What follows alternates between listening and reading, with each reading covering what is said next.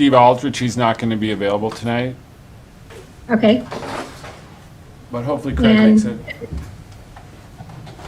But we got, oh, yeah, we got Bob and Frankie, so we do have a quorum.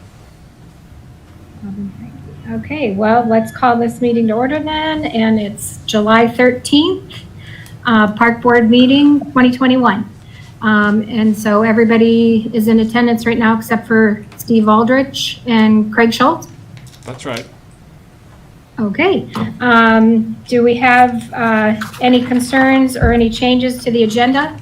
No additions. No additions? Do I have a motion to pass the agenda? So moved. Pass, second. All right, thank you. And the June minutes. Oh, we got to call Any- that vote, Rita. Oh, that's right. I even have it written down, Dave. You'll get it. All right, let's do a motion to pass the agenda then. Frankie Aye. and Bob? Aye. Okay, and I'm an aye. So let's move on to the minutes then for June. Do we have a motion or any changes or anything before I motion to the minutes for June? So moved to accept. I'll second. Thank you, Frankie. Let's vote. Frankie? Yes. Bob? Aye. Yes. And I'm an aye. Okay, and are we moving right ahead into the event applications, Dave? That's right, Rita. Yep, we've got Bob Spry here to present the Lions Club Fisherman's Picnic application. Awesome. How are you, Bob? I'm good. How about yourself? Good, thank you. Right there? Do you need a chair, Bob? Oh, sorry. Oh, that's all right.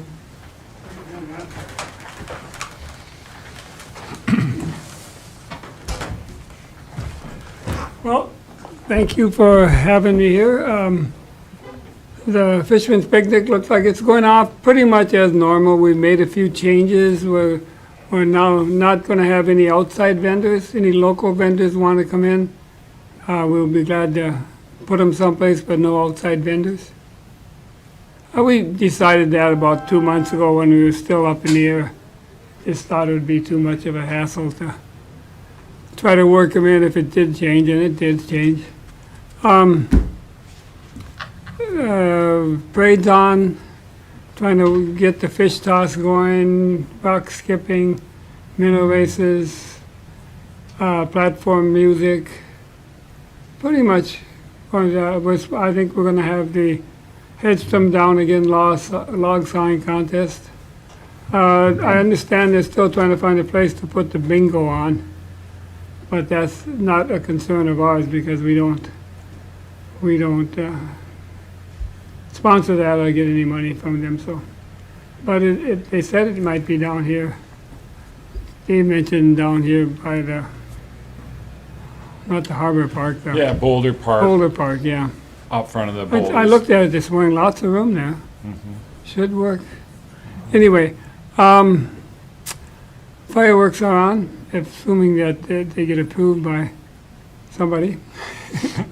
Oh, by the way, Dave, that the only part of that fireworks package that I want signed by Ben is just that one sheet. The first page, yeah. Yeah, the first page, the one sheet that has signed by you or somebody from the department, and then signed by Ben or the sheriff's office. So, No problem. other than that, I'm looking forward to the Fisherman Picnic getting over with. But yeah, we're giving it our best shot. Is there going to be softball tournament? I have not heard, that would, last few years, that's been up to the softball association in town, and I haven't heard from anybody. Mike, Christensen, who used to kind of spearhead that, is in Silver Bay these days, so. Yeah. So as far as I know, no. Okay. Okay, does anybody have any questions for Bob? And do we have a motion to pass the permits for special event application for the Grand Marais Lions Fisherman's Picnic Festival for the fireworks? Also move. Second. Thank you, and let's go ahead and vote. Frankie Yes. and Bob. Yes. And is that Craig that just showed up? Yep. I vote yes. Yes, and I'm an aye. So that permit is granted. Thank you, Bob, for your time Thank you. and all your hard work. I want to thank Dave for all the work and all the support he's been for this. Yeah, this you're year, welcome. so. I'll get that form signed and it'll be in for city, you know, I'll leave it here for Benny and Yeah, stop by. okay, Thanks, Bob. thank you. And then we have a special event application for the Grand Marais Music Collaborative. Is there anyone here for that? Yes, Todd Me. Miller's here. Can you even Okay. see us in there? A little bit. I see just little people. Well, this has all changed quite a bit. Yeah. I haven't been in here in a long time. Neither have we. The future is now. 4 years ago, Hi, Todd. Hi, thanks for having me. 4 years ago, we started the Stars of the North Music Festival in Harbor Park. We did not do it last year because of COVID. And this year, we almost didn't do it, but we finally felt comfortable enough as things changed. And we're doing a really curtailed version of it this year. It was normally a 3-day event. This will be a 1-day event. Starting, what do I have on the thing there? Do I have noon or 11 o'clock. 11 o'clock. 11 o'clock, that's still Yeah. correct. Thanks. 11 to 10 p.m. And I don't know, we'll probably get to 10 p.m. with the last group. We'll be on the same stage. We set it up in conjunction with the Lions a week before. And it's a fundraiser for all our programs. We're a 501c3 nonprofit. One of the things we do now that's probably the most popular is we arrange to pay for music lessons for area youth. And we hire local instructors to do that. And all the acts that are playing are local acts at the show. This year we won't be having any vendors. It's just a much lower key event this time around. We're working on live streaming it, so hopefully that's good for tourism. We're working with Odyssey Development Corporation, and they're the ones that manage East Bay and other developments up and down the shore. And they have a video team that's interested in being more involved in the community. So they will be helping us with their cameras and so forth, things that we don't really know how to do.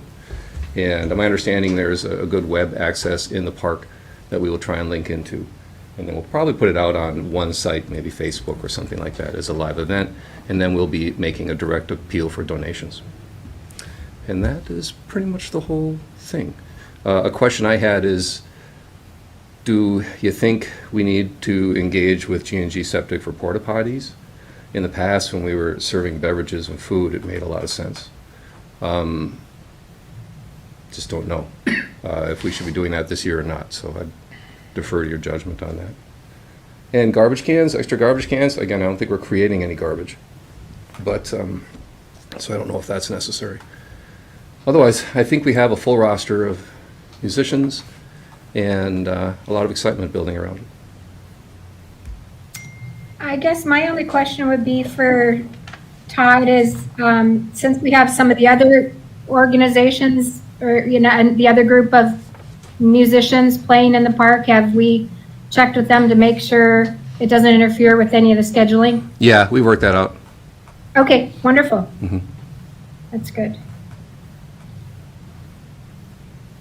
Yeah, I think Anybody else in the questions? I think the porta potty requirement is not anything we have carved in stone. We don't, precedent-wise, we don't have it that when you do a concert in the park, you need porta potties. I'm thinking Jack Stone's Water Festival the weekend before, when he's bringing, kayaks and stand-up paddleboards and all that down to the park. I don't believe he will be, additional porta potties I don't think are part of that festival. We do have a pretty good fleet of them in Boulder Park and Coast Guard and the City Hall here, and there's porta potties around town. There's the city restrooms, and so I think it's subjective call on our behalf of do we think we want to require a couple more, and if so, where have they gone in the past? Have they kind of In the scooted down past, the if you're street? heading down towards, Trading posts. yeah, the trading post, across the street from the trading post, they end up becoming just public toilets for the whole town. Yeah, And so as a result, once you put them there, they get used a lot, and whether it's for our event or not. So then that's why he normally won't let us rent just one. yeah. I think it was like 3 or 4. And so otherwise they get filled up. I can't remember what the minimum number was, but I know there was a minimum number that we really didn't need, even when we had a 3-day event. Yeah. So there's that. You know, if you build it, they'll come, you know, if you put them there. So the one reason I would want them is that it would be convenient for all our people. The one reason I wouldn't want them is they cost money. So that's basically it. So I guess my feeling is I would hope that we would say at this point that they're not required, but then as I make more inquiries, if we find out that we would really rather have them, we can still go get them. You know, but if the city doesn't feel it needs it for this particular event, I would prefer if that was the rendering here today. But I think for our own comfort and convenience, for our performers, and for our whatever visitors we have to the show, you know, I'd like to put it to my board and see what do you guys think. You know, we got this much of our budget left. Can we get these porta potties? So. Yeah, I'll leave it up to you guys on that. Anybody have any thoughts on that? I guess I think that it's not necessary unless your board decides they want to put them in, then I would say, go ahead and put them in. I just wonder if the city should have more porta potties around during the summer when we have so many people here all the time. It has been brought up, Frankie, before. I think there's another group that deals with that. We have many. There's, yeah. And I don't know if they're planning to put out more We did for because 4th of of July. Fisherman's. Well, Fisherman's will have more. Yeah, Last weekend, we put out 4 down by Java Moose. okay. On the corner, you know, for 4th of July crowds. So for the big peak weekends, the Lions certainly put out more for the picnic. But our current set is, 10 of them at Okay. least downtown, plus So the the- public restrooms. Well, that should take care of it, I would think. It's been okay. Like, they've been serviced well. G&G keeps up on the service, and they kind of dictate how many they put out based on, use and impact and service levels. And so I trust them to put the right amount out.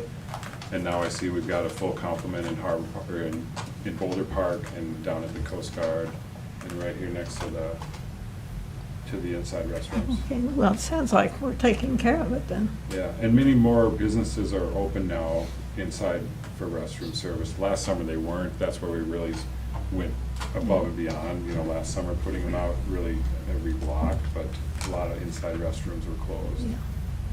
That's changed. Okay, does anybody have any other questions or concerns with that, or do we want to leave it at not in any and up to the Grand Marais Music Collaborative, whether they want to put them there or not?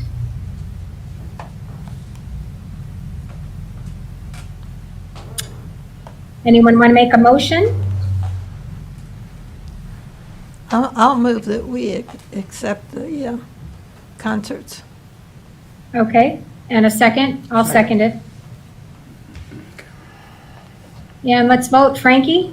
Yes, Bob? Yes. Craig? Yes. And I'm an aye.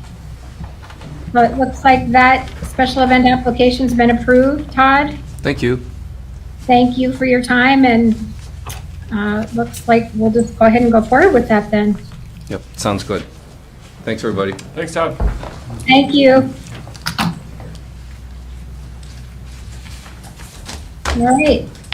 And looks like scheduling here, moving along to a golf report. Okay, well, let's see, so far to date, our numbers are up. In general, our numbers are up 19.8%. So that's good. The course has been in really good condition. Right now, we're going through a drought. The state's going through a drought. We're running out of water, and so it's a big concern. We're going to be scrambling to figure out what to do. We get water from a holding pond, and that's what feeds our irrigation system, and it's getting low, and so we're in need of natural rain. So right now we're just the golfers are unaffected. They don't mind the dry conditions, but it's going to start. The grass is going to start drying up. We're going to have conditions that we'll have to fix after we get more favorable conditions. So we're going to be probably looking at shutting off irrigation on the fairways here pretty soon, maybe after this weekend. It's supposed to be a hot weekend. And then just to try to concentrate on saving the greens. And so that's kind of the condition we're in right now. It's not good. But we're prospecting for some other water solutions other than natural water. But that's our current condition, and it's real. The state's in a drought. Our region is in a, I guess they call it unusual dry condition. Every model that we look at with the rain coming in, it comes right up to our right across the street basically, and then breaks off. It's unbelievable. So that's what we are faced with there. Let's see, on the bright side, we just installed new irrigation controls, so that's helped us where we had more of a kind of just a analog knobs to control how long the water was on. This is digital, so we can control exactly how much time the water's going in off the different satellites. So that will it makes it way more efficient for us running our water, and that'll be good. And that'll help us a little bit through this managing through this drought. Let's see, we have something else that's new. We've got 3 new carts. Those are coming in. They're going to be delivered tonight at 6 o'clock. Nice. So I'll be up there getting those and putting those away tonight. What else is new? We've got liquor license. Another thing that, speaking of things drying up, so we have 3-2 beer, and everybody in Minnesota knows what 3-2 beer is. But I guess Minnesota, talking to our distributors, Minnesota's the only state left with 3-2 beer, and so the manufacturers are, with whatever stress they're going through, they aren't paying a lot of attention to the 3-2 beer need, and so that's cost us. We're like down to scraps on that too, and I've been talking to our distributors, and they kind of have been feeding us enough to get by on. Meanwhile, I've got things in the work where we've applied for a liquor license, a regular liquor license, which will be, there's different kinds, and we're just going to have the beer and wine kind, which is, less of a, it's more in line with what we're operating with our operations up there. So I think that when that occurs, that'll be a beneficial thing.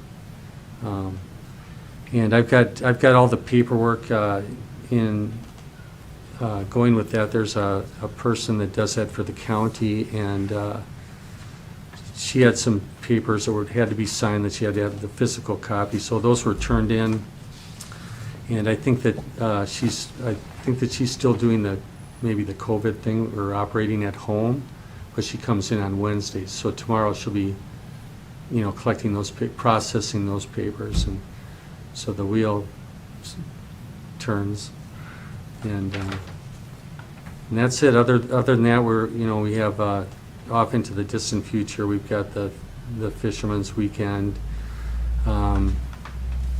You know, we've had a lot of noticeably a lot of people this year that are visitors coming to play that we hadn't seen before in there. It's really been positive. We've got really good people managing the clubhouse, really helps.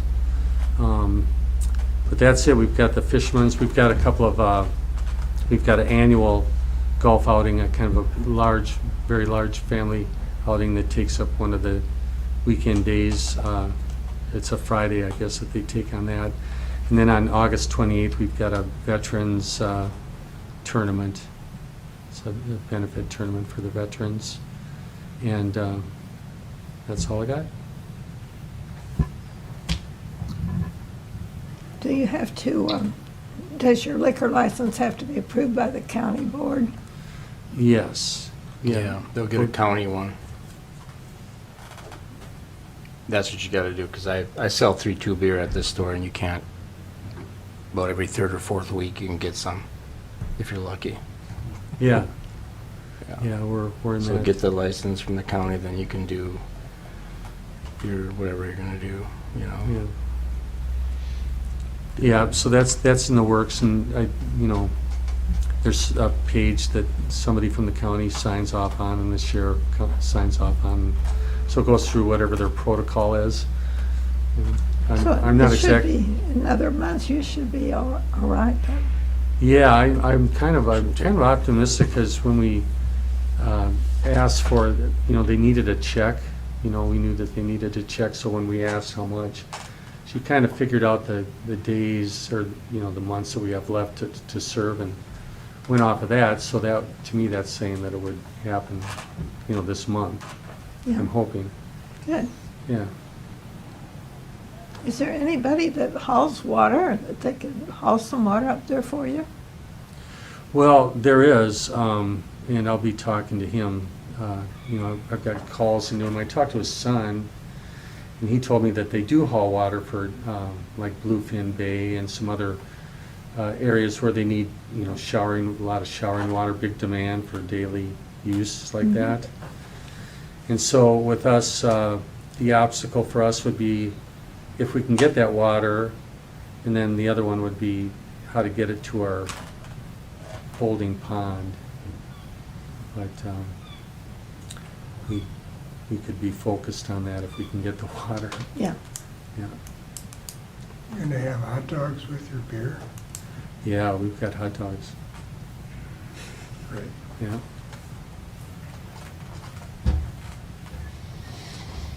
Okay, any other questions for Paul? Exciting to get those new Okay. cards finally. Get 3. Okay, thank you, Paul. Thank you. We'll move on to the city council report. Craig? Yeah, I don't have anything pertains to the park from last meeting. We have a meeting tomorrow. Okay. Okay, and then, so our next discussion on the agenda is for the landing project and community connection corridor. And we've got CJ. Hello, how are you? I'm doing good, thank you. Good. My mind is a blank right now. I'm sorry. Yeah, so by way of introduction, this is CJ Fernandez. He's a landscape architect. He's been working with the city for years and years on a number of projects, most recently the Highway 61 corridor. I think starting back in about 2014, 2015, CJ and his team were looking at planning the non-motorized components of the Highway 61 corridor, the pedestrian right-of-ways and the features that don't include the paved lanes. But prior to that, even in 2011, 2012, 2013, CJ was working with us on the community connection over in the North House boundary on the northeast corner of the park. We call that the community connection. And CJ was the planner that helped with the timber frame bridge and the accessible paved switchback trail under the bridge and up to the bike trail. And part of that community connection included the idea of a landing, a retained wall and a flat vista off that top corner of the lot, just adjacent to the highway and the North House Folk School. And at the time, 2013, when we built the bridge, we knew the highway was coming, and we knew this landing was more or less a phase 2 of the community connection. And here we are 8 years later with some plans for review. Does that sound about right, CJ? Sounds perfect, Dave. I had forgotten how long ago we first took passes at this, but I just want to say thank you to everybody for having me here today. I'm going to share my screen if that works, everyone. And I've got printed copies of what he's got on the screen if anyone needs them.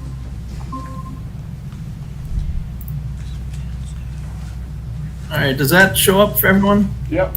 Yeah. Great. So, just a quick step back is, Dave did a great job of kind of capturing the last, I guess, almost 10 years that this has been sort of around. But recently, in the last 4 to 6 months, it was reinvigorated kind of on the tails of the MnDOT project. The two projects overlap to a certain degree in that they share a space between the edge of what we've always referred to as the connector or the landing and the back of curb where the road begins. And so we took a look at that and moved through process with City Council to study it from an engineering standpoint. There's a number of below ground utilities that needed to be investigated to make sure that this all worked. And that was done along with some revisions to the connector itself. This is what City Council looked at. I think it's close to 2 months ago now, or a month and a half ago, and they kind of approved this to move forward. At that point in time, we did some more study, and then which took us to here today. But this is what was shown to City Council. Just a quick recap, there's stone masonry walls. There were some cast in place concrete benches with wood seat caps. This is a glulam arbor above head. That's the timber bridge, covered bridge in the background, and folk school here off to the left. There was a Morrison art piece that was also brought into the mix a few years ago as to how this might become kind of a memorial to the artist, and just some different views of what that looked like from different shots. It's kind of lakeside looking back from above. So when we moved forward after council approved us to move forward with the engineering, our strategy was to take a first cut at what it takes to build this. And then because it's been almost 3 years since the last estimate was done, and knowing where the market is today with materials and labor across the board, I brought in a third-party cost estimator to take a pass at the project. So the first thing we did was just to verify our structural systems, make sure this was working, both from a civil kind of grading standpoint as well as a structural standpoint.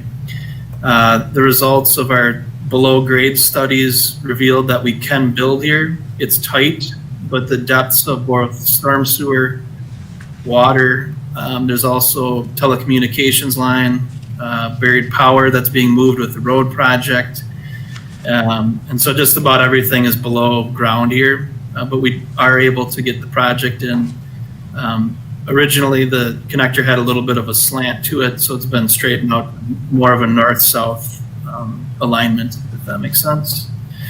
But part of this condition, it's building sort of one in, one out. It's limited space, and it has an impact on cost as well. So there's kind of a series of notes related to utilities and the build that was provided. And so this is a revised concept. Structurally, we had kind of doubled up walls here, tying together multiple structural system. This was cleaned up so that we had something that was, it's just kind of the next pass in engineering and cleaning up how it would actually be built. So it refined the concept to a certain degree. We moved the bench from the wall to here. The idea of the landing and the connector component of this is being a spot that is a hinge point between the campground, park, and lakefront, as well as the streetscape. That there's now sort of a space here which is more about sitting and rest and viewing, and then a pass-through space that goes to the doors. So there's a change that was made just from how we had laid out furniture inside of the space. And then these are, every one of these views is from the same vantage point. So that revised version then was sent out to cost estimators, and it's over budget. And so once we got this back, we had some pretty good data points as to where the market's at. I spent some time on the phone just talking over both the construction limitations as well as contractors in the region that are available for this type of construction. And so they came up with an estimate that was at 335. From that point, what we did is we took a pass at two options that get this closer to in budget.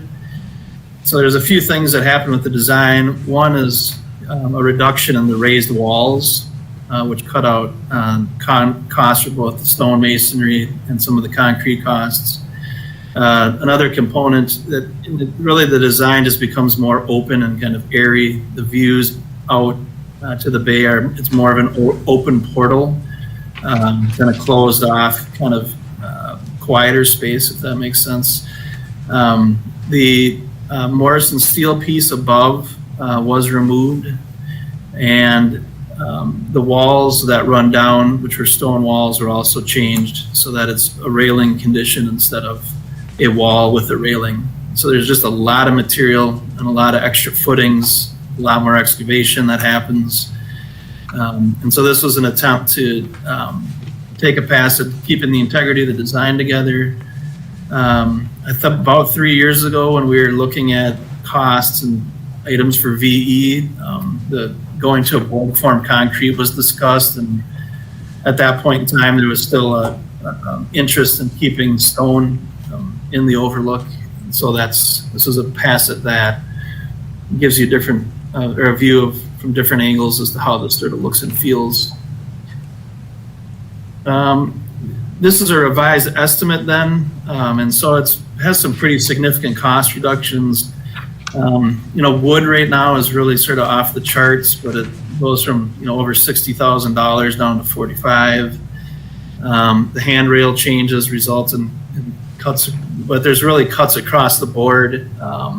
It's really a quantity sort of unit price challenge that we were looking at. And so through the package of changes, we reduced a lot of concrete, area of paving, colored concrete was also removed. There's some other things that came out of the design to get the cost down. And so we landed at pre-estimate contingency at 164, and with general conditions, contractors' costs, and all of these things, the package with a 5% contingency is up at $217,000.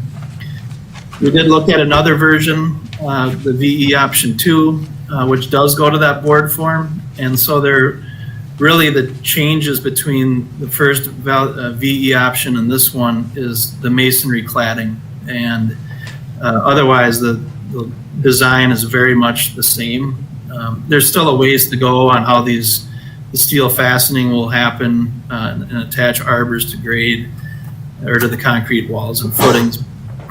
The design is really a reflection of materiality differences between value engineering option 1 and option 2. With the additional cost reduction, we get down to a total price of about $197. So, the cons against this is just, some of the cutback of higher end materials and overall aesthetic and looks. I think the pros of this is we still have a very strong space.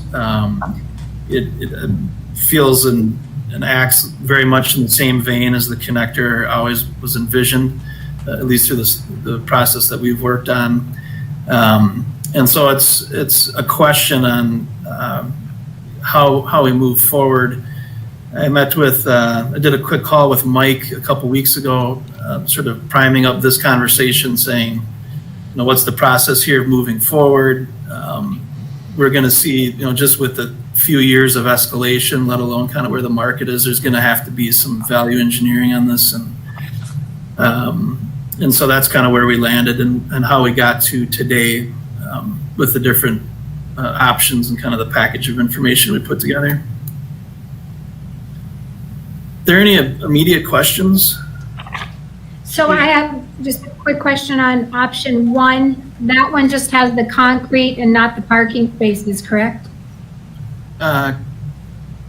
Correct, but could you just repeat the last part of that quick? Kind of broke up. So option 1, I'm seeing that that's like white or gray concrete and it goes out to the sidewalk, I'm assuming? It goes along to one? Okay, Yep. so there wouldn't be like parking spots in this particular plan, in 1, correct? No, and with both of or any of the options, all of the parking was on-street parking. That's Okay. on the sides of the road, so there wasn't any kind of off-street or angled parking that happened here. Okay, it looked like on the one of the pictures I have, it looked like almost like parking lines were in there, but that's fine if it's not, because I didn't really, that wasn't appealing, but yeah, that picture that you're showing now looks like parking spots, but it's not. No, that's sorry about that. This is a regular gray concrete, and then it meets the asphalt pavement, and then this is a gray, charcoal gray concrete. Okay.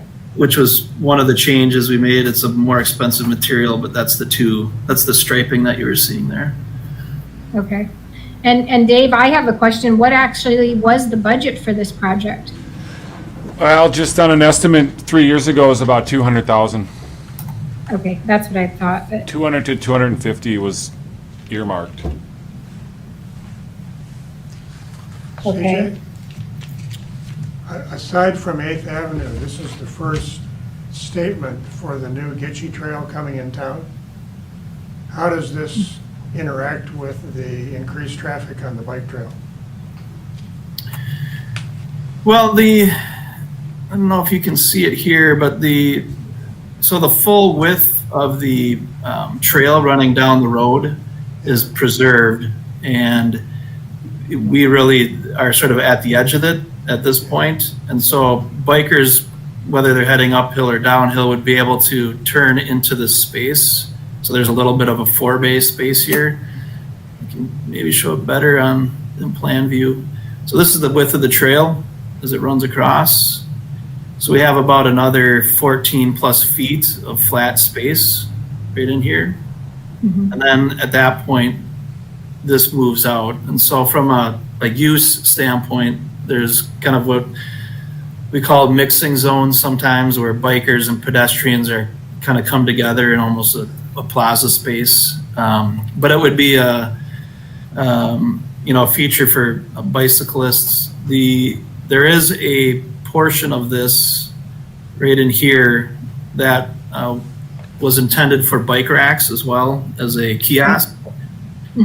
And so those items were part of the MnDOT project and since removed, and I believe there's still talk about bringing those back into this, but those would be some other amenities there that would service the trail users. Where is the wheeled connection between the Gitch and the campground or the bridge? Where is that grade? That's the S curve that we put in 10 years ago. That was the ADA accessibility was built into the original switchback under the bridge. And so that would flow to the, Is that upstream from what we're seeing here? it's to the Yeah. west, it's right where Yeah. CJ is highlighting. So that switchback runs here. The current trail that comes through the campground is coming in from this direction. Right.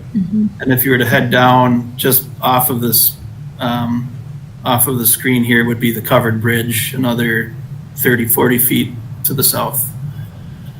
Because I think we're going to have a ton of unmanageable children and disorganized families coming down that long hill, and they're going to hit the first building they see. And this is going to be it, before North House, before the Trout. And I would think they would just curve into the campground or go down the stairs or huddle on the plaza or you know, it'll become a playground sorting area.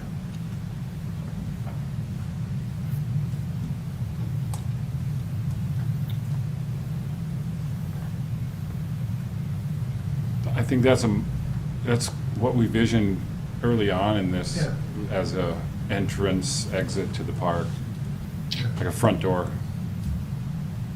Yeah, like we talked earlier, I'm interested in a smooth transition from the bike trail, which is high velocity and undistracted.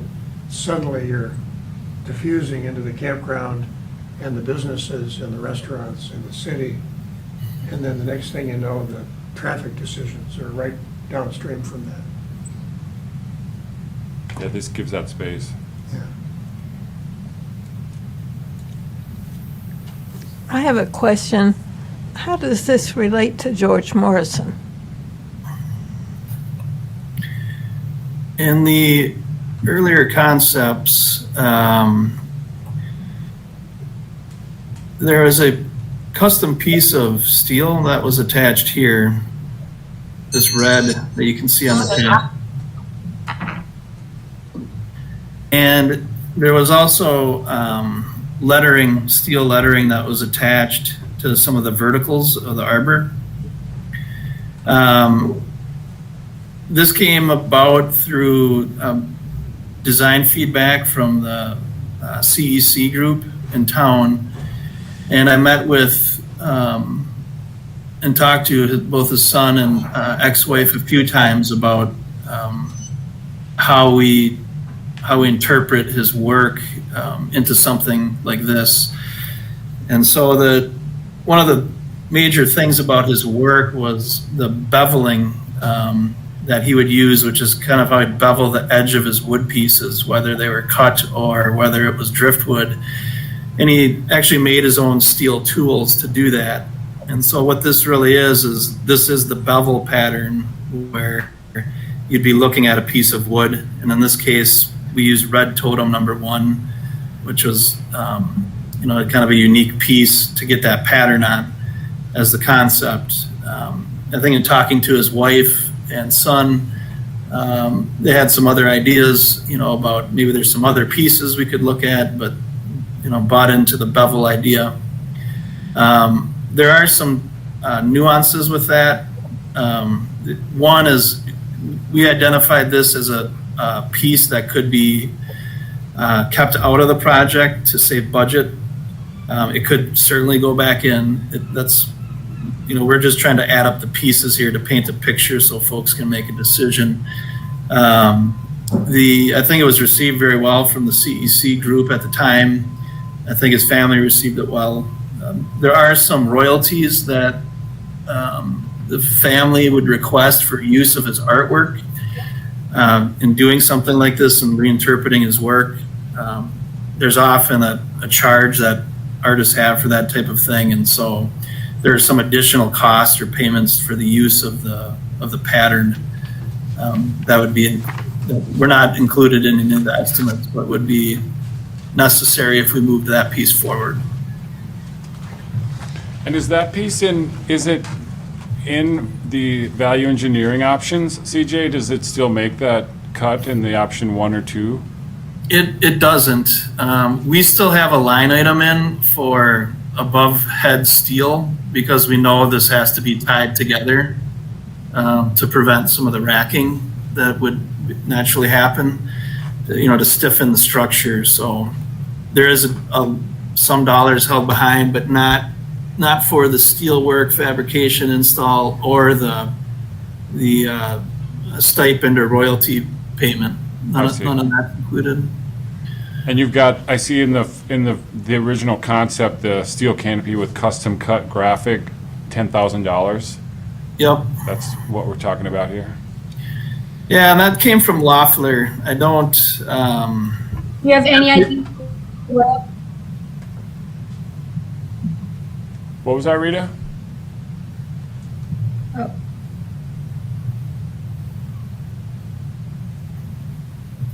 I was curious if he has any idea what royalty money would cost. It's typically 2 to 4% of the cost of the piece. And then you kind of quickly have the follow-up discussion of what is considered part of the cost. Is it the, just the frame? Is it the entire piece? Is it, and Right. it's a little bit out of my,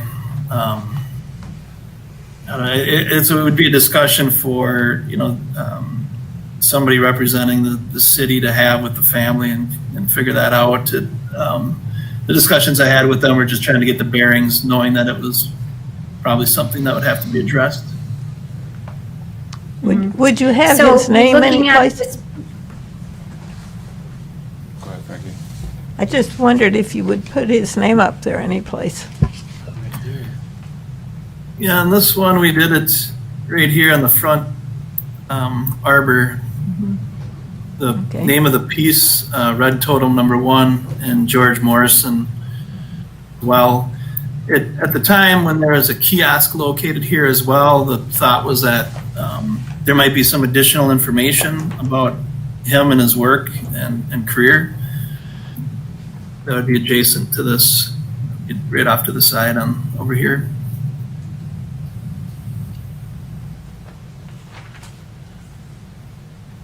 Okay. I have a question on I see like the red piece, the metal that's in the top, it's colored in red. Now the black beams that go, on the ends that look more like support beams, would those be there? And is it just the red piece that's considered his artwork? Yes, they're just the red piece. Right. And in the revised scheme, we've eliminated this steel framework. One, to reduce cost, but Okay. you get into more of a complicated footing and build on, below grade. And so that was one of the first things we looked at trying to rectify, was getting those out, because they're just too inefficient for the, where we are. So I think the nice thing about it is it cleans up some of the noise of just all of the structure that was visible. The last version is a little more skeletal. This one, I think, is much more about creating space and environment. So. I was thinking that a sign at the side that told more about George Morrison and explained his works, isn't that something CEC could do in the future when they're planning different signs to go along the highway? That was part of the original discussion with the kiosk. And it could be an add-on, just like a bike rack. Sure.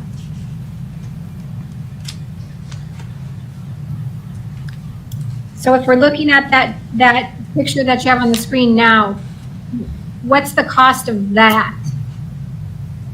This is the most expensive option, and it's $335,000, according to Loeffler.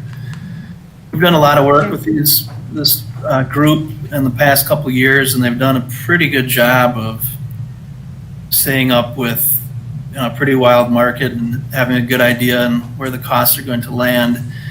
I did think the custom steel canopy was a little light with the allowance they had for it, but it's a little bit in the wash. If you look at how they build these estimates, it's a true cut on quantities and all of the work and materials, and they do have a 10% estimate contingency on top of that, so they landed at 241. But there's no accounting for contractor general condition and just their GC fees, so it's a significant amount of money to try and rectify to get back. And so that's where we are working through these options to show how the integrity of the design could be kept while managing the costs.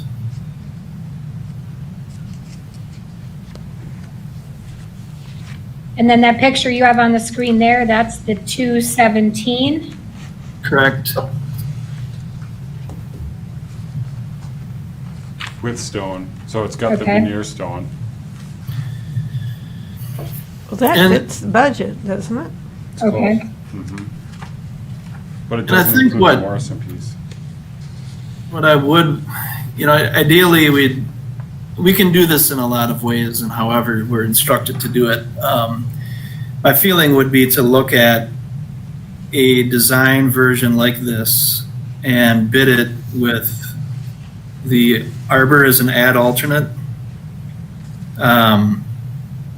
It gives us security in the bid that there's a project there to move forward with. I'd like to land at a specific dollar amount or a tighter target just so we can kind of zero in the evaluation of the cost and to identify what would be part of the construction bid document. But the wood element, it's a little bit of a wild, getting already starting last week, the costs are coming down now on wood, but it's something that puts us in a safe place.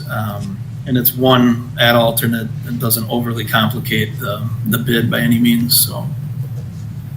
So you were saying to have the bid with just the basic construction without any of the arbor, just the benches and the concrete? Yeah, it's a package, but we'd be asking. And then they put on the add-on bid Yep, for the, correct. okay. Okay. And is it something that can be done after? My question also is maintenance. What's the maintenance gonna be on all that particular wood? There'll be some maintenance associated, well, there are a couple ways to do it. One is the wood would be, left to gray essentially. It is all capped with tin caps so that we're protecting it from the sun and water that comes down on top of it. I tend to Okay. let them gray more so than have them stained. Staining is an option that requires restaining every few years. There are other products that we use Okay. that are oil-based. And so there's a rosewood oil product called Penafin that we use, and you can put it on. It lasts 2-3 years and then would need to be reapplied, or it just weathers away back to kind of a grade condition. It's a nice product because it helps with UV protection and things like that. And then you can kind of expand your sort of restaining interval or schedule if you want to do that. But those are kind of the main options with wood care. Right, correct. So CJ, what would the bid look like, or the estimate look like without the arbor? Where we finish with just the base? Any idea?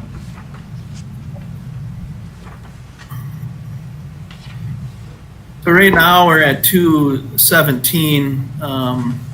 Glue lamb arbor is 45,000, and you could probably consider it 48, so $50,000 of reduced cost from there. Okay.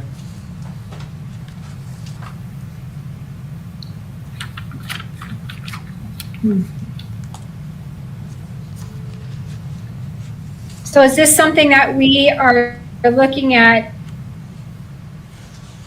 as far as our board? Is this something we're trying to make a decision to go ahead and get bids on, decision on what we would like to see it look like? I guess I don't know. I would say a couple things, Rita. We would want to confirm our appetite for doing this project. Everyone needs to say how they feel about this and if it's worth doing. And if it is, then we would probably establish a budget, a cap, like CJ is referring to, where we say, let's, set aside 200 or 250,000 for this. Would be the two pieces we need tonight, is like are we interested? And if so, how much are we willing to spend?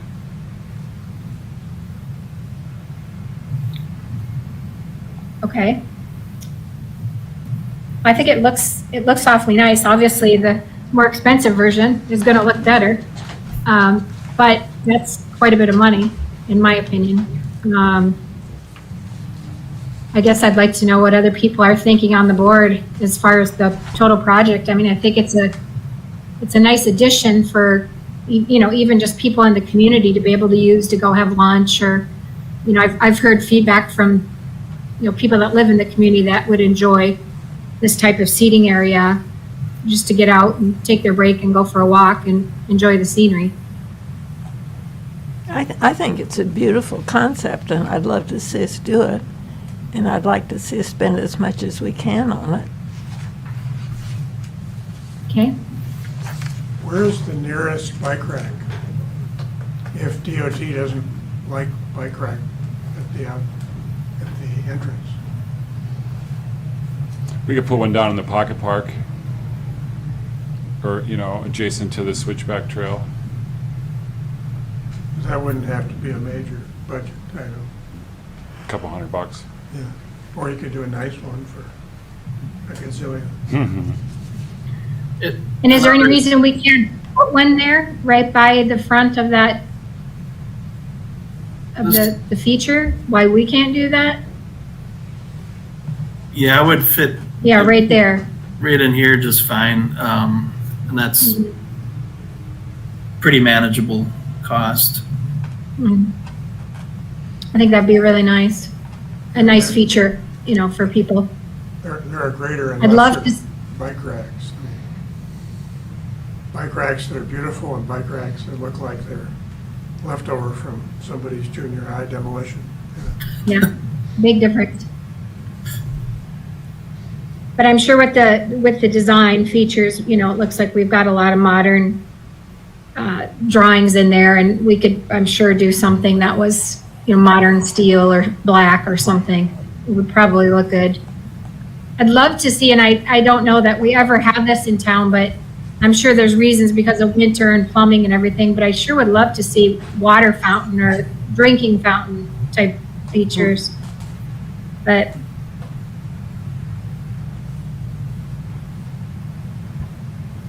I think it just got a lot more expensive. yeah, probably. So we Probably. have to leave the George Morrison part out because it's too expensive.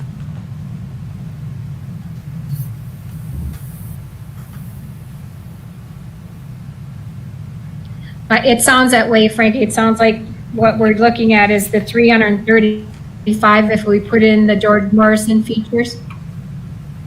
Not necessarily, we just need to nail down the cost of that, from the steel piece and then the royalties. We could still do the $200,000 version and have the Morrison piece as an add-on or as an arts.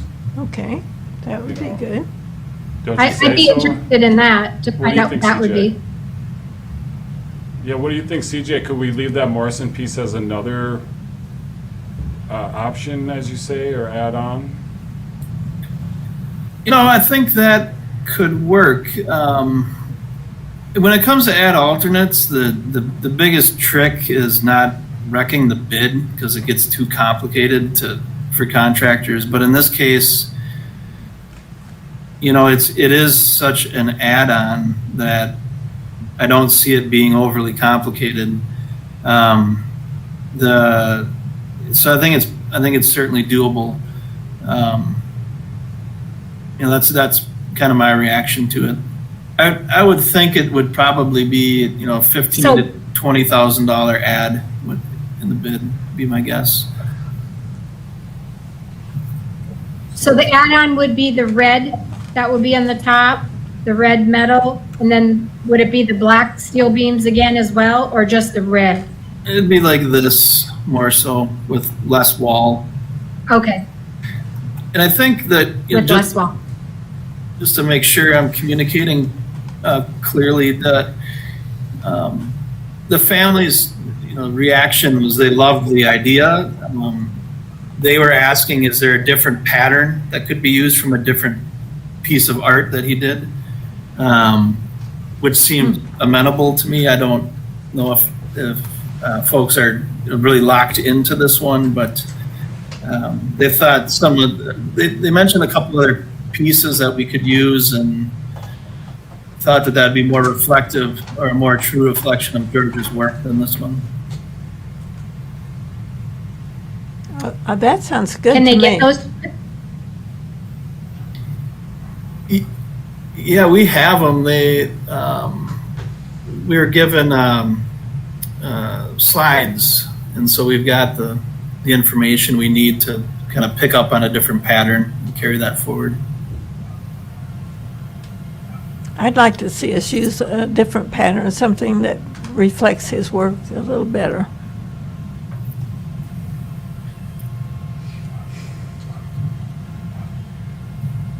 So if we could get any photos or, drawings of what other works they had in mind, CJ, Okay. with this similar plan, would that be a possibility for our next meeting, or?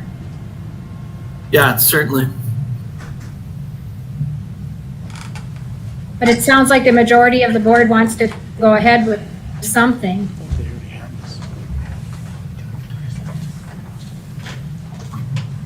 Dave, where does the money come from for this? Rec Park Capital Fund.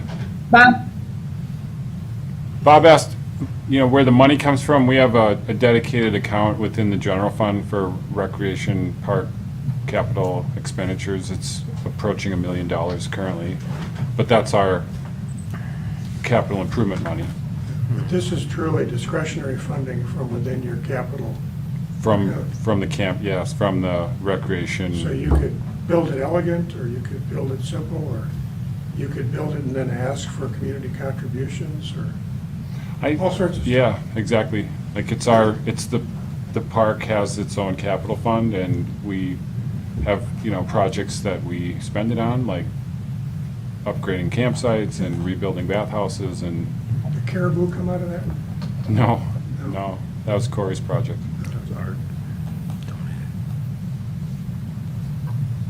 But yeah, for years, we've had that idea of, our capital improvement plan and prioritize projects. What's on our list? I don't have my notes in. It's the landing has been on the list, on the top 5 for 10 years. The improvements to sites, site upgrades is what we've really been spending money on, new power Right, okay. to sites, pavement to needy roads, Bathhouse 3 keeps coming up. And then the Parkside boat launch Right. project, even though it's principally Right. funded, we have some discretionary projects down there if we want to add some campsites or public art or, amenities to the Parkside Public Access Project has also been on the list. But certainly this has been on the list, the landing's been on the list since its inception. And it's in that, like I say, $200,000 to $250,000, just a placeholder estimate from 3 years ago. Any hovering infusion of state arts money that might descend? Maybe, especially as an add-on to the Morrison piece, the Yeah. CEC has that ability to seek funding. And I know at one point Mary Somnus and the EDA had secured some I think, IRRR funding for streetscape pieces within the highway project. And I think it was like 50,000. I'm not sure if that's already dedicated to other amenities, but there's the potential for outside funding, especially for the art But piece. that's in the amount that IRRB likes to fund, is that Mhm. 10 to 50? Mhm. They don't have a lot, but some. And I think the composition of that board will be changing politically. And this is pretty.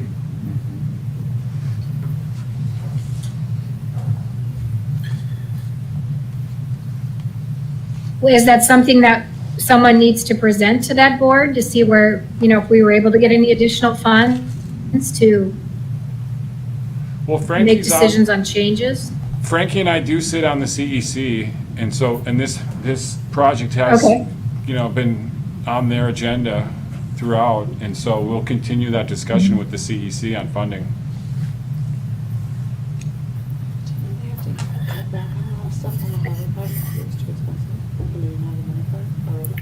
Yeah, they took it out of the MnDOT contract, like the kiosks.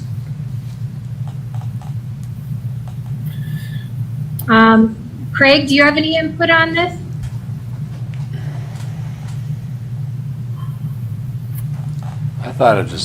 I thought something was already approved on this, wasn't it, that one time, or?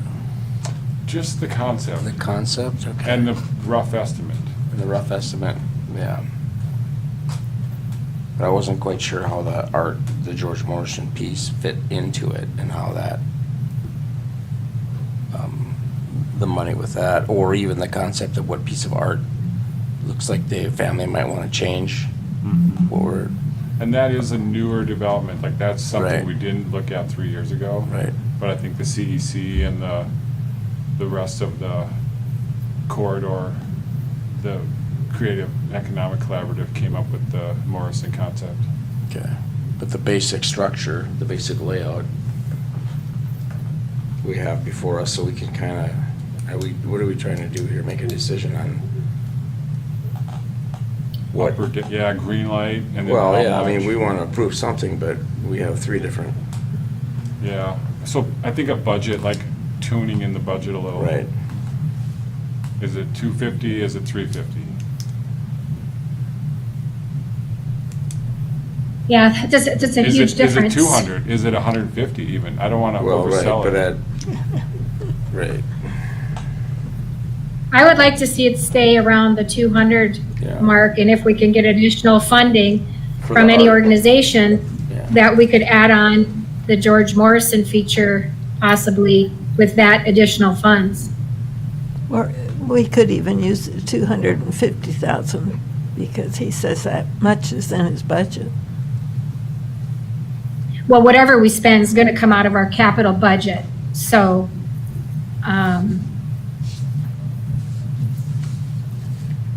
yeah, I guess I would You like don't to have see to if we. do the whole 250,000, but if you had that, you could pretty much do a pretty nice display. What do you think, CJ? What do you really need from us? I think like a couple of things. One, I think what I'm hearing is that there's some general agreement that with the concept options, there is a pathway forward. And it really comes down to a budget.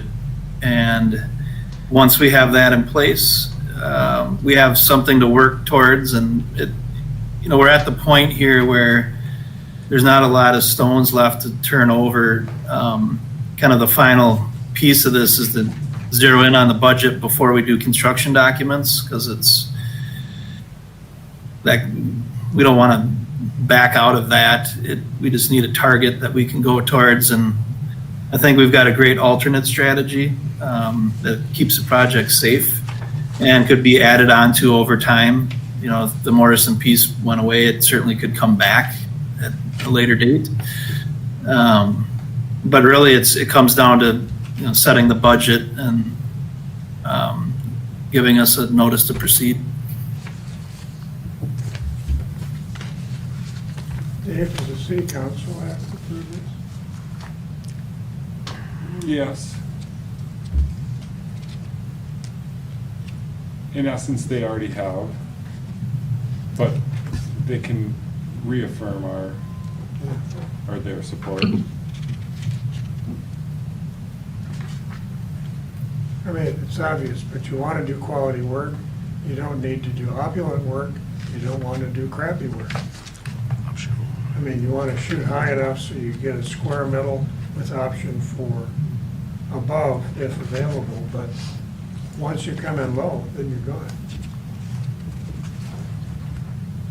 Well, I think if we don't include the George Morrison, obviously we wouldn't be able to get any extra funding from the committee. Yeah, and that's on not a that, and given. it would just be a structure, Yeah, but even Right. even with the Morrison piece, the that's not a funding- given, Dave, or? No, I don't think the CEC has their own funds, but they might have the resources to look for grants or outside sources of funds. Is to apply for grant, Mhm. right? Yeah, that's what I was thinking, grant money, but, Well, you've given us two options. One is a little over 200,000 and one's a little under 200,000. There's three, one of the other one's 300. Well, the 300 is one we didn't have the money for. But if we took the the cheapest that went under 200,000. And if we had 250,000 to spend, we could include the George Morrison part. Yeah, see. Isn't there 3 options? There is. There's 3. In this option here, if the budget were 250, there's a Morrison option that fits within that budget. On that one? Yeah, Correct. with the stone and the 217. With the option. Uh-huh, uh-huh. And I mean, the stone seems worth the 20,000 between Yeah, I agree. 197 and 217. Just aesthetic. I guess I would like to see what the family's ideas are for, if we could move forward and see what their thoughts are on some ideas for what they were thinking for his artwork and cost, and maybe looking at this option with his artwork. That sounds good. I can provide the images. Essentially, they gave me some different pieces of, they called them driftwood paintings, which is just a much more organic version of this. Whereas this was more of a kind of architecturally shaped totem that he had done. And so that was their comments. And I can provide the images of the pieces that Morrison actually did, and also depict what that might look like on the ceiling here. Right, so they would all go on the ceiling, right, CJ? Yep.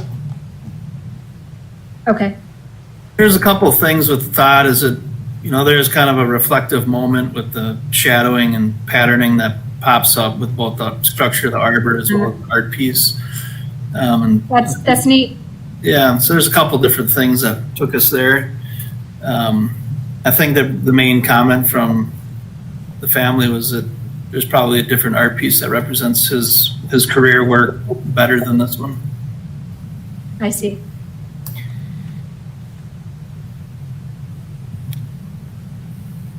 Yeah, I like that view. Does anybody else have any other input on? Does that sound like a plan to go forward with and look at what his family suggests and move forward with it? Sounds good to me. I would suggest a motion to set a budget not to exceed a certain number, or just a comfort level budget number. If anyone would be willing to make that motion. Well, I would make it for 250,000. Would that be all right? Sounds like a motion. Where were we 3 years ago on this? When they, About in there. about that 2 area, to yeah. 250. And what was the kind of construction timing on this? What was Around the MinDOT project. around the BINDOT project? And then it got pulled out of that. Well, COVID, Right. it's separate because it's not in the right of way. But we're it providing, shares we're the doing the right-of-way. utility work and everything for it now. Mhm, So that'll be done. mhm. Okay. Okay, but I'm looking at this one, the option 1 with the stone, and right now, CJ, the max on there is 217, correct? Correct? Yep. And that's without his artwork. And if we put in his artwork, you were guessing at an estimate of 15 to 20,000 in addition to the 2. Correct.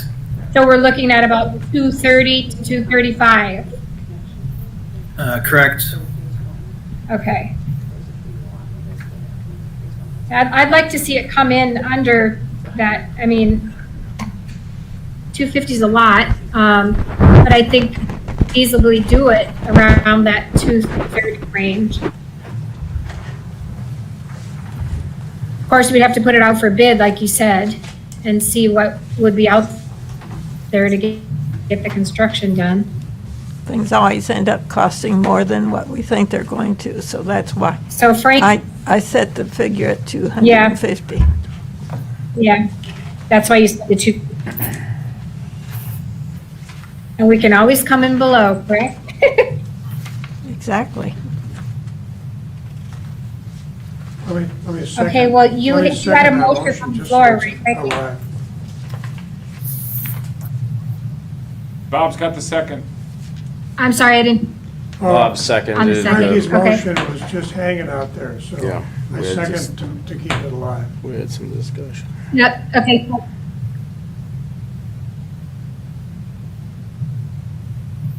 Okay, so we've got a motion and we've got a first and second for that motion. And bringing that in as a budget around 250,000, and right now we want to look at some other pieces of his artwork. Yes, Do we want to go ahead and vote on that? Okay, Frankie yes, aye. and Bob, Yes, aye. Craig, Aye. and I'm an aye. All Thank right, you, so CJ, if you can So are we essentially looking at option one with find me further some information on that for the artwork part. potential add-ons, right? Yeah, it would be a version of this, and we'll take a pass at the We're looking at artwork. option one, yes, Correct, the option one. Okay. with the art at, Correct. Yep.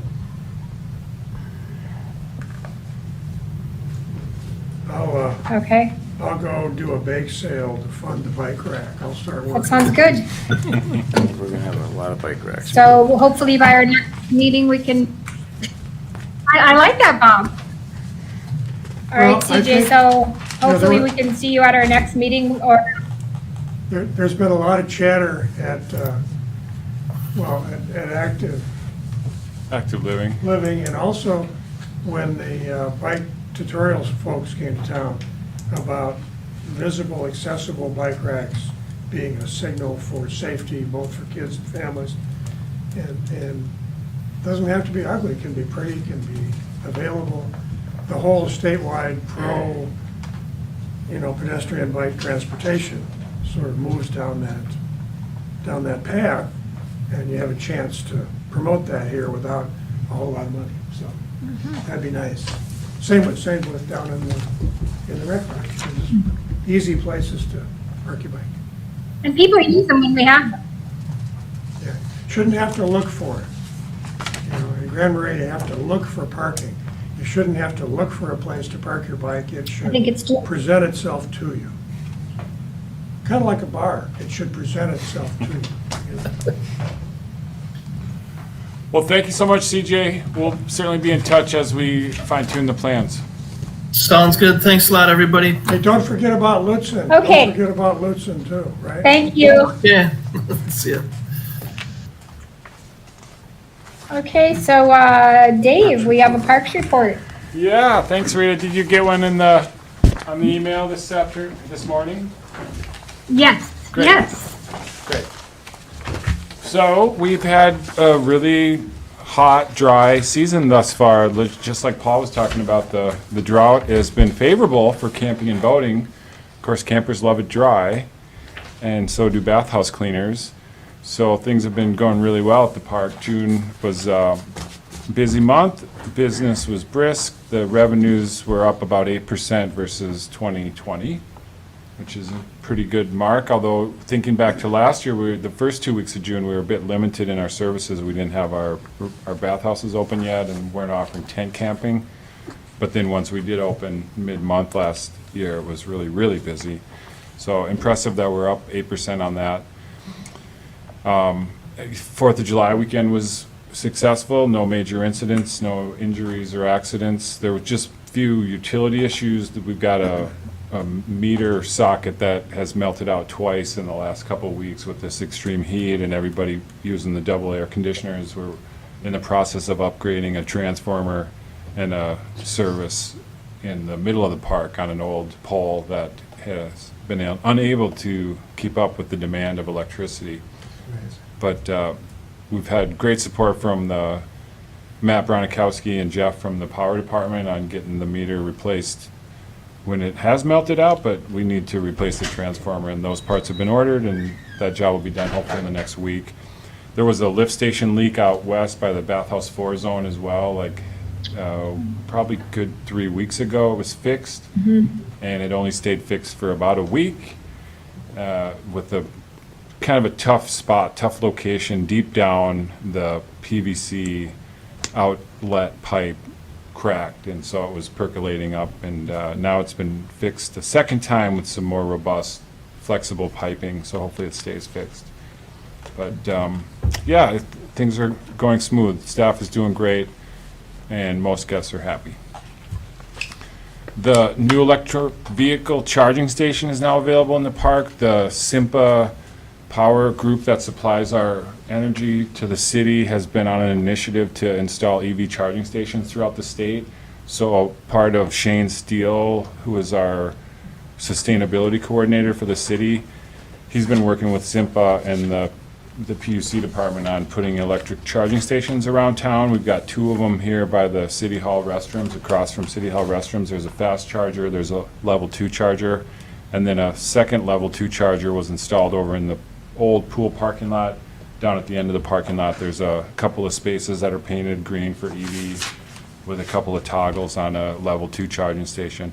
So interesting note, we've always, or for probably 5 or 6 years now, we've offered EV charging off of the RV pedestals in the park.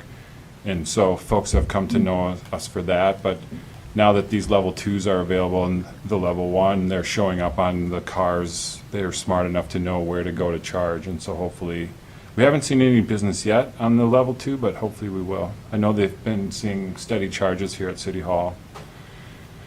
That's a pay online system. It's all automated and a bit too fancy for my needs, but interesting to be in the So- EV game. Yeah. I just have a quick question because I saw it one day when I was down on the front row visiting. Someone just pulled up to the corner front spot and plugged in their electric car for a couple hours or however long it was. Do they come to the office and ask to do that, or do they? Yeah. Okay. That's where we've been directing them, at least through the plug share and like some of the online charging station findings. You know, you can find Okay. zones, and it's been the park office. It's been a $5 charge to plug into Okay. the RV pedestals. And yeah, first started out, we saw maybe 3 or 4 Teslas, and now we see, or we had been seeing 3 or 4 a week at certain points. Sure. But Sure. yeah, now I think it's going to charge, or it's going to cost a bit more. I've heard the average cost on these level 2s is like $12 to $15. Okay. But that money's going towards the public utilities or into the city and paying for the electric and the facility. It's cheaper than gas. Cheaper than gas. Wait till the Ford electric pickup comes out. Lightning. Yeah. Lightning, it's just gonna be wild. Maybe we'll get one for the park. Oh, yeah. And then the final bit of big news, of course, is the Parkside Public Water Access has been in full swing. They mobilized and started construction of the break wall at the end of June, just as according to plan. The area was fenced off and controlled access with locked gates and heavy truck traffic through the park. However, it's been really good. The truck drivers were told 3 times to go 5 miles per hour, and they have been going 5 miles per hour, which is very nice, and slowing the rest of the traffic down in the park. Usually, the average camper or citizen is driving about 20 to 30 miles an hour down that 8th Avenue South, coming down the hill. But with these heavy trucks hauling rock, everybody's being careful, driving slow. And the good news is they're nearly done with the heavy hauling. They've been at it for the last 2 weeks and would maybe conclude this week. We'll see. I had an on-site meeting with the VITE and the DNR last Wednesday, and it's got some really good news. Everything's going according to plan. The hauling is nearly complete. The placement of the rocks in the water is nearly complete. That's been a noisy process with the beeping and the front end loader driving out on the wall. And luckily, most guests have been okay with it. We've had a pretty steady crowd down at the picnic pavilion watching this work in action. It's pretty impressive work, and most folks have been okay with it. Had a couple guests, though, that, of course, are not okay with it, the noise. They don't like the sound, yeah. Yeah, and so we're apologetic and patient and offering full refunds and early checkouts, and there's just been a couple of folks that have been like that. And so the concrete work will be next. That'll be obviously much more detail-oriented and taking their time with the forming of the capped accessible sidewalk It'll also feature a ribboned knee wall that'll be part of the concrete, so definitely some work ahead with concrete forming and then pumping and pouring concrete. Will be the next phase, hopefully last about a month or so. The project, the break wall piece is scheduled to be substantially complete by the end of September, at which point Vite will be done with that. They'll take down the fencing, the point will reopen for the winter, we hope. We'll be having access back down there. The ramp might even be usable late this fall and early next spring. As the second phase would be next summer, the parking lot, the boat ramp, the docks, the stormwater management, the finishing landscaping, all that'll be next summer and likely not starting till after May, as we once again will have that fish spawn moratorium. They can't work in the water till June 1st. And that's, putting the concrete ramp in is very much in the water, so hopefully we'll get a little break from that in the late fall this year and early spring next year, but then expect a similar shutdown and parking lot completion next summer.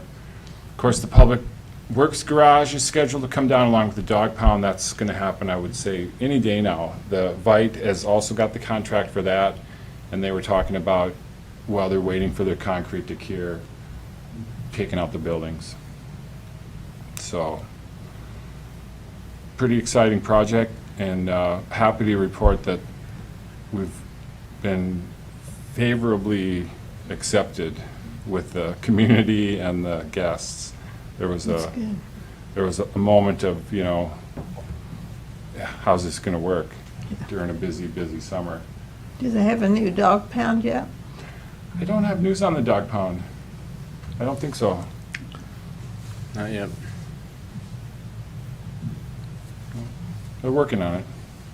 But, you know, 6 dogs a year. They've got a plan, they have a drawing. I think they're just going back at the land acquisition and how that's gonna take place Yeah. right now. Still looking at EDA, Yeah, I think so. or the business park. Yep. So that's really all I have, unless you have any questions for me. Sounds good. Okay. Sounds busy. Any old business? No. No. Any new business? Nope. Nope. I think we can go ahead and adjourn. Sounds good, Rita, thanks. Thank you. Thank you, guys. So will we be meeting again then the first Tuesday of August? That sounds right, yep. I'm gonna guess it's the 3rd, because the picnic starts on Thursday, the 5th. The 5th, okay. Yeah, and we'll be back in city council here now that we're post-pandemic. But you'll still be out of town, right, Rita? I'm still in Kodiak, Alaska. I'm sitting in the police station. Nice. With a purpose. Yeah, with a purpose, yes. So I'll be back for September's meeting. So, All right, Rita, thanks so much. thanks, you guys. Take care. It Bye-bye. saved me Bye-bye. the same parking place I got